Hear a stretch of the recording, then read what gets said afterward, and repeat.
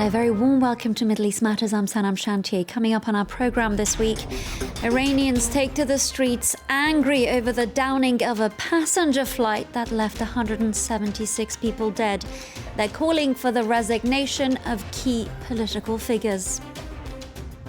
Also on this week's show, I'll be speaking to Jonathan Conricus, international spokesperson of the Israel Defense Forces, about the latest escalation in the region. Also, I ask him if Israeli intelligence helped the US carry out the strike that killed Iran's Qasem Soleimani. Plus, a call for calm amid high tensions in Iraq. Influential Shia cleric Muqtada al-Sadr calls for a mass demonstration against the US while urging militia groups to not start military actions. Thank you for watching Middle East Matters. We start with Iran. The violent protests have gripped the country once again. This time, protesters have been pouring into the streets to call for the resignation of officials responsible for mistakenly shooting down a passenger plane, killing all 176 people on board, many of them students. Video posted on social media showed protesters chanting "Death to liars." In other video, live ammunition could be heard used to disperse crowds, a claim denied by Iranian authorities. Now here's France 24's Olivia Sanazar-Wenspear with the latest developments. Rubber bullets and even live rounds of ammunition, a heavy-handed police response, according to this eyewitness account from Tehran. Videos shared on social media which go against the official version of events, as sustained protests have seen Iranians taking to the streets, angry at what they see as the regime's disregard for civilian lives. 176 people were killed after a Ukrainian International Airlines flight was shot down by the military, saying they mistook the plane for a hostile target. Most of the people on board were Iranian. The local press has called the incident unforgivable. I don't think it was a simple mistake. Nearly 200 people were killed. How is it possible? A government with a lot of power that can't control the situation, but can lie about it. These denials, the way the regime has concealed the truth, has just made the suffering worse for those families. High-profile voices have also expressed their outrage. Bronze-winning Olympic athlete Kimia Alizadeh announced she was defecting from Iran, calling out the hypocrisy and corruption of the regime. Celebrated actress Taraneh Ali-Dousti took to social media, saying, quote, "We are not citizens, we are captives." In an unprecedented step and in the face of mounting evidence, Iranian authorities did admit responsibility 3 days after the plane was shot down, yet they maintain there was no attempt to hide the truth. The fact that our armed forces very clearly and openly confessed to their mistake and apologized to the people was already a good first step, and the next steps shall be taken as well. President Rouhani emphasized that justice will be done and that the eyes of the world are now on Iran. Suspects have already been arrested as part of the investigation.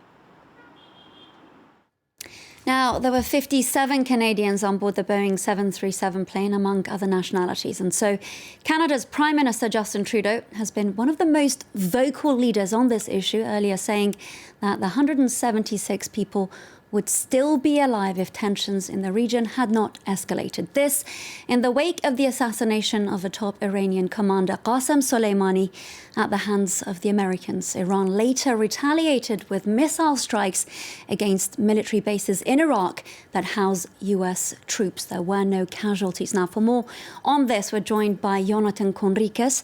He's the international spokesperson of the Israel Defense Forces. Thank you so much for being with us, sir, on Middle East Matters. Thank you for having me. First of all, I'd like to discuss with you US reports that Israel helped Washington in the operation that led to the killing of General Qasem Soleimani. Talk us through the extent of Israel's role. The IDF had no role. This was an American-executed operation. Separate from that, I would say that Qasem Soleimani was a murderer, a terrorist with lots of blood on his hands. First of all, Iranian, but Lebanese, Syrian, Iraqi, and Yemenite blood. From our perspective, he was a menace, he was a threat to regional stability, and in that sense, in that very narrow, specific sense, the killing of Qasem Soleimani was a good thing.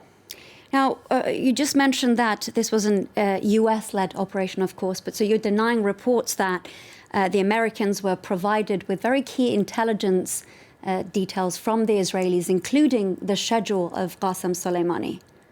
What I'm saying is that the IDF had no involvement in the killing of Qasem Soleimani. Just so we're clear, no information provided from the Israelis. So, correct. Again, reports circulating that Benjamin Netanyahu, the Israeli prime minister, was the only leader in the region to have been aware of this operation, you would...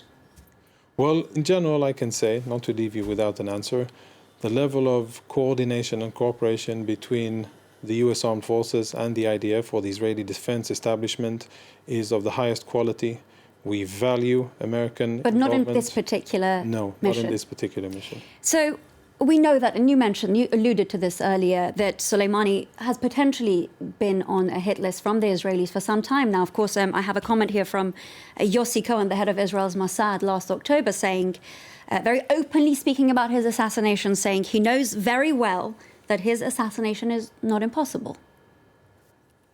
Any terrorist who has the capacity, the intention to kill Israeli civilians or to terrorize Israeli civilians is, of course, a person that the Israeli Defense Establishment, and the IDF is part of that, will have an interest in. As regards to those comments, again, you'll have to refer to them, but I can say that it's important, from our point of view, that each and every terrorist that acts against Israel, plans against Israel, and I think Qasem Soleimani was perhaps one of the most notorious and murderous terrorists that we have faced. All of them should know that they are not impervious and that there are consequences to actions. But I put that into context and again reiterate the latest assassination of Qasem Soleimani was not done by Israel. Not done, and obviously no intelligence provided, as you mentioned. Now, the big question is here, who is set to benefit from the killing of Qasem Soleimani more? Because, of course, we've heard from various former US officials under the Obama administration saying that actually it's the Israelis that are set to benefit from this, more so than the Americans. Do you agree with that statement? No, it's very political. I can say from a military perspective, looking at the intelligence and looking at the scope of Qasem Soleimani's involvement, Yemen, Iran, Iraq, Syria, and of course Lebanon, Hezbollah. All of these places were areas of instability that were made unstable, and tensions were exacerbated by Qasem Soleimani and the Quds Force. So I think what you said before is a very cynical description of events.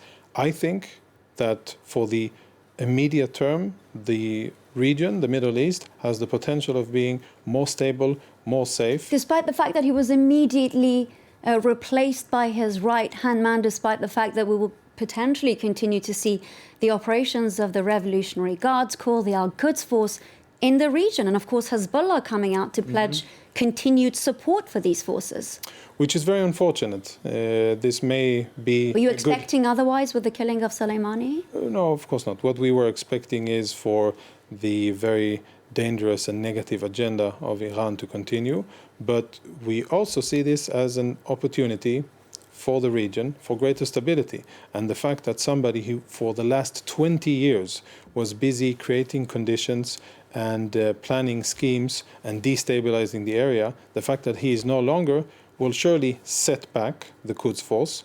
We don't think that they will stop their their export of terror. We don't think that that will happen. And we remained postured and ready for any such Iranian attack. But the bottom line is that there are opportunities here.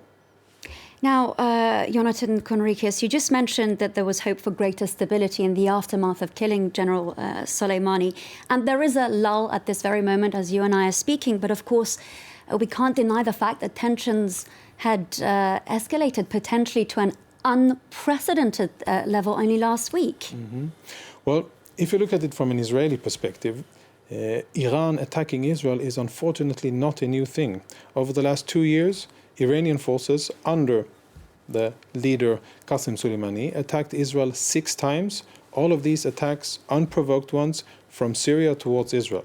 Fortunately, we were vigilant enough and we were able to thwart all of those attacks, and no Israeli civilians were killed or wounded. But from our perspective, Iranian attacks and Iranian destabilization in Syria, Lebanon, Iraq is not new. Yes, I agree that the tensions are higher and that there are And is that additional not of things great at scope. concern to Israel at this stage? Our primary concern is the safety of our civilians and our sovereignty. We are, of course, very vigilant, monitoring Hezbollah's activities, monitoring Quds Force activities in Syria, but also elsewhere, allocating a lot of intelligence resources to make sure that any plot against Israel is monitored and thwarted. Bottom line is that the fact that Qasem Soleimani is now dead provides different forces in the region with an opportunity to improve and stabilize. Well, Jonathan Conricus, thank you so much for speaking to us here on Thank Middle you. East Matters. Thank you for your time. Thank you. Now, turning our attention to Iraq, where armed factions have announced the formation of what they describe as the, quote, front of the resistance. This in response to a call from Muqtada al-Sadr, an influential Shiite cleric who's opposed to both US and Iranian interference in the country. He said the crisis was over and called on Iraqi factions to be deliberate, patient, and not to start military actions. Iraq's armed factions took no delay in responding to a call from Muqtada al-Sadr, leader of the Sadrist movement. He urged them to unite to stand up to the US and its growing influence in Iraq. As Islamic resistance factions, we immediately responded to the invitation of His Eminence, the leader Muqtada al-Sadr. And I also believe that there are global resistance factions. I'm certain that they too agreed to join this large front in the name of the Global Resistance Front in Iraq and the world. Al-Sadr's position has worried the protesters, as a union with the armed factions could affect their most important goals. The demonstrators fear that these armed factions will choose the Prime Minister from within. We say to Mr. Sadr that we respect your proposal, but the Prime Minister must be chosen by the people. These fears go beyond the street protest movement. Many civilians fear the forming of a united armed front against the American presence could bring confrontations and violence as seen in recent years, as well as a difficult economic situation, especially in previously affected areas such as Sadr city. Resistance is essential, but it will affect the country. The economic situation will deteriorate and prices will rise. The United Front of the Resistance has begun the process of unifying its political positions. Their first goal, legislation to remove foreign forces from Iraq. And protesters fear the second will be to take control of the position of Prime Minister. Well, that's it for this edition of Middle East Matters. Thank you for watching.